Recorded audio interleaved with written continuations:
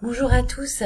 Alors, je suis en contact avec un ami qui fait des recherches très importantes sur la contagiosité, sur les causes des maladies en général, un chercheur indépendant qui n'est pas médecin, et qui m'a envoyé hier un livre très important sur la variole, et c'est un sujet vraiment important puisque historiquement, par rapport à la médecine moderne, la variole qu'on a dit éradiquée, a été l'occasion de mettre en avant la pratique vaccinale. C'est un livre du docteur Origo qui date de 1908, dans lequel il explique son approche de la variole et surtout sa manière de la soigner, puisque c'est quelqu'un qui soigne la variole en 24 heures, dit-il. Donc, il sait la soigner parce qu'il a compris la cause, il a compris le fonctionnement et il traite la cause. Comme je sais que tout le monde n'a pas le temps comme moi de faire de nombreuses lectures, j'ai pris l'initiative de vous faire la lecture de ce livre afin que vous puissiez l'écouter en continuant vos activités, dans la voiture, en faisant la vaisselle ou n'importe quoi. Et vous apprendrez beaucoup de choses sur la variole, sur les vaccins et les maladies en général. Donc vraiment, je vous invite à écouter cette lecture, ou mieux, à vous procurer le livre, puisque tous les livres qui figurent à la BNF, à la Bibliothèque nationale de France, en tout cas nombreux sont ceux qui ont été numérisés, dont celui-là, qu'on peut lire gratuitement sur le site de la BNF. Vous trouverez le lien en description. Mais vous pouvez encore mieux le commander une impression. On peut commander une impression d'à peu près de tous les livres numériques de la BNF via la Fnac, Amazon ou même sur le site de la BNF lui-même, je pense. Et ça coûte moins de 10 €. Donc prenez connaissance si vous désirez en savoir plus sur la santé, la constitution des maladies, sur les fameuses idées de contagion, de contagiosité. Vraiment, je vous encourage à écouter ou à vous procurer ce livre et à le lire, puisqu'il est question, encore une fois, de remettre en cause la contagiosité des maladies, qui est en fait une idée ancestrale, une idée archaïque, qui associe en fait la maladie à un péché transmissible, si vous voulez. Donc c'est vraiment quelque chose d'ancien et qui existe vraiment dans toutes les religions anciennes païennes. Et le fait qu'aujourd'hui ce soit devenu un dogme présenté comme la vérité est assez parlant sur le degré d'obscurantisme dans lequel nous nous trouvons en fait.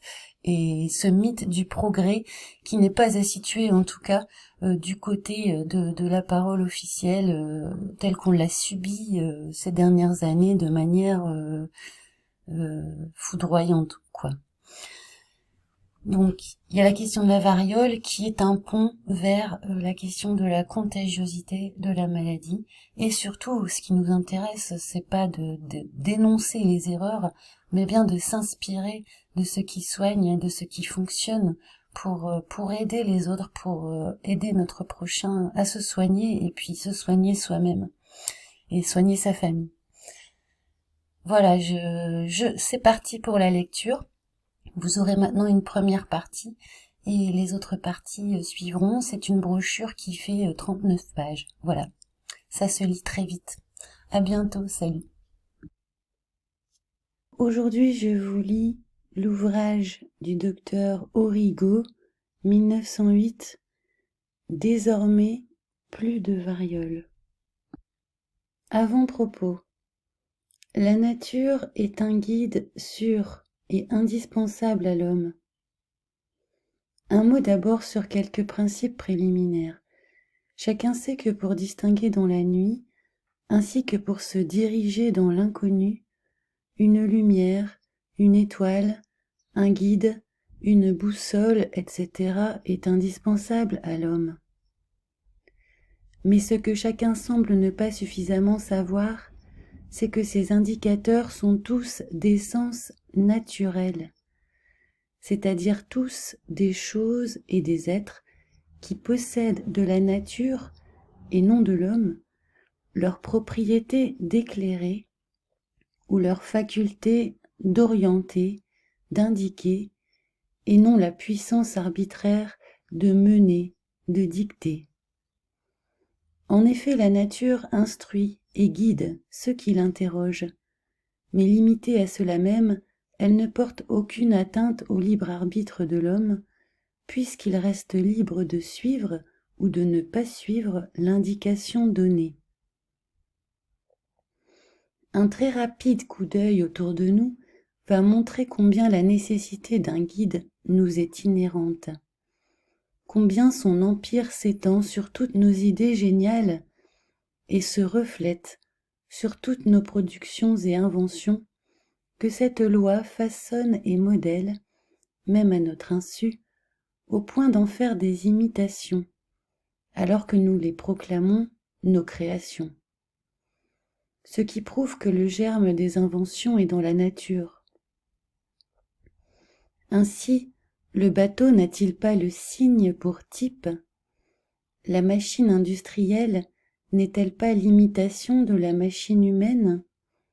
Le sous-marin n'est-il pas la copie de l'amphibie et du poisson? Le ballon et l'aéroplane n'ont-ils pas pour idéal préposé le vol des oiseaux? Et si nous regardons du côté des arts et des sciences, n'est-ce pas à la nature que l'artiste demande le modèle qui doit le guider? N'est-ce pas à la nature encore que le savant et le philosophe demandent la voie qui doit les conduire au vrai, écho du créé? La découverte de l'électricité, la science, ne la doit-elle pas aux indications de la nature par l'ambre, la résine, le soufre et la grenouille disséquée? Et enfin, si nous reportons notre regard sur les immensités de l'océan, n'est-ce pas à la merveilleuse propriété indicatrice de l'aiguille aimantée, à ce magnifique index surhumain que l'on doit la conquête des mers? On le voit par cette courte vue de quelques-unes de nos principales découvertes et inventions, aucune branche des connaissances humaines n'échappe à la loi commune qui impose un guide et veut que le génie négatif de l'humanité soit l'écho relatif du génie positif de la nature. Eh bien, puisque telle est la loi pour tous les hommes, où est le guide du médecin? Car lui aussi est en face de l'obscur et dangereux océan des maladies. Mais dira-t-on, le génie du médecin, c'est sa science. Erreur, sa science ici l'éclaire, mais ne le guide pas. Qu'on demande au capitaine marin ce que serait son savoir sans sa boussole, son savoir ne lui servirait pas à grand-chose, et sans ce guide merveilleux, que d'accidents, que d'erreurs, que de naufrages. Eh bien, le médecin se trouve dans le même cas que le marin, car le champ de ses investigations est immense. Qui l'a guidé jusqu'ici, à travers l'océan presque insondable des maux qui couvrent la terre? Le marin, je le répète, a la boussole pour se guider. Où est la boussole du médecin? Il n'en a pas, et ne peut pas en avoir. Il se guide d'après ses propres lumières. Mais cela ne suffit pas. Errare humanum est, l'erreur est humaine. Aussi, il marche à l'aventure, et il se trompe souvent. Il ne faut pas croire pourtant que cet indicateur naturel, que ce guide indispensable, lui fasse défaut dans la nature. Au contraire, il pullule, il est partout. Seulement pour le reconnaître comme tel, il faut, avant tout, être convaincu que la nature n'a rien dans son sein qui n'ait une finalité utile, et qui ne soit surtout un enseignement, un exemple pour l'esprit humain, dont le rôle consiste à refléter l'esprit de la nature, comme le rôle de la planète est de refléter la lumière du soleil. Et pour démontrer surabondamment que la nature nous guide, même à notre insu, je vais me servir d'un exemple. Je pourrais en trouver un pour bien des maladies, mais comme je n'ai en vue que la variole, je le choisis à son intention. Le corps humain est une machine vivante, et la machine à vapeur industrielle en est l'imitation. Ces deux machines ne diffèrent entre elles que par la perfection infinie de la première, comparée à la perfection relative de la seconde. Malgré cela, nous allons voir que l'analogie qui existe entre elles est encore bien nette et bien frappante. Jugez plutôt. Personne n'ignore que la machine industrielle a besoin pour son alimentation de 3 sortes de produits, solides, liquides et gazeux, c'est-à-dire charbon, eau et air. Nous savons aussi que ces 3 aliments sont consommés par 3 organes, le foyer, la chaudière et la cheminée. À ces 3 organes se rattachent 3 voies d'évacuation destinées à l'expulsion des 3 sortes de déchets que laissent les 3 aliments. Ces voies d'expulsion sont le cendrier pour les scories, résidus solides, les robinets de purge pour les résidus aqueux, et enfin la cheminée pour le dégagement des gaz et des résidus gazeux. Lorsque la machine est régulièrement fournie de charbon, d'eau et d'air, et qu'elle est soigneusement débarrassée des 3 sortes de déchets, la machine fonctionne normalement. Elle se porte bien, qu'on me passe l'expression.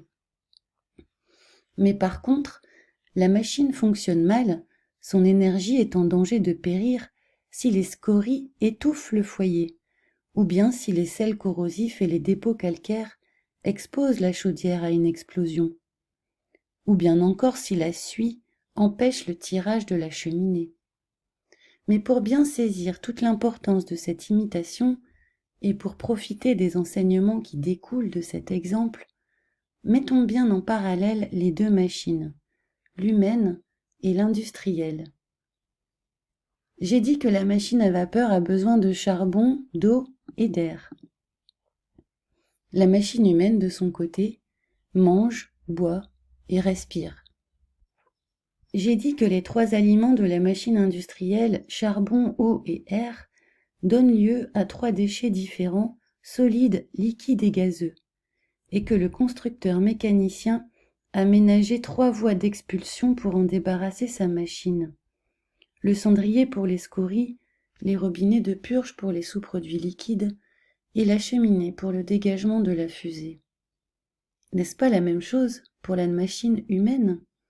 Même sous-produit, même voie d'expulsion, l'intestin pour les déchets solides, les reins pour les déchets liquides et les téguments externes et internes pour les déchets gazeux.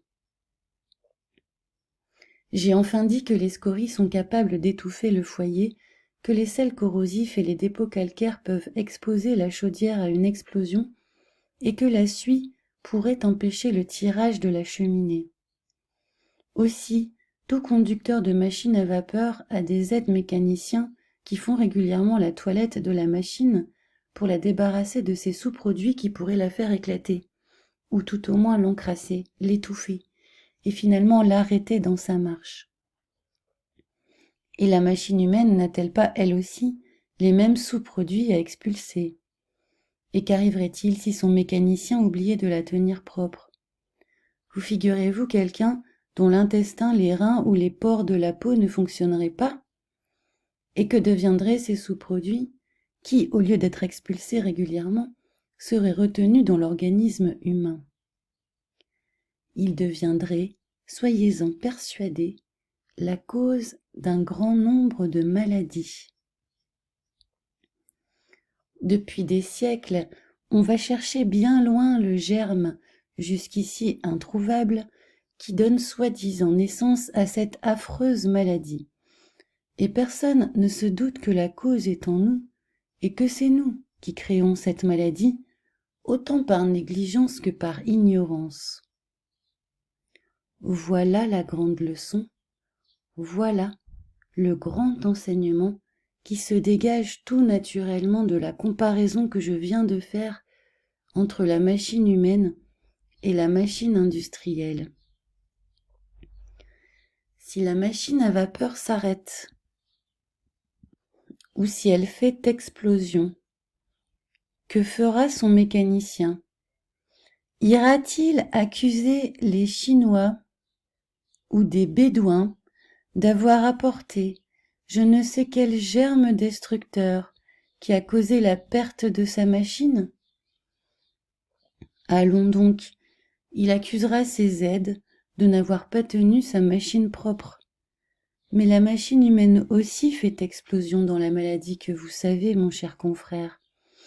Et moins bien avisé que les conducteurs de la machine industrielle, vous et tant d'autres retardataires, vous accusez de ce malheur un tas de gens et de choses qui n'en peuvent rien.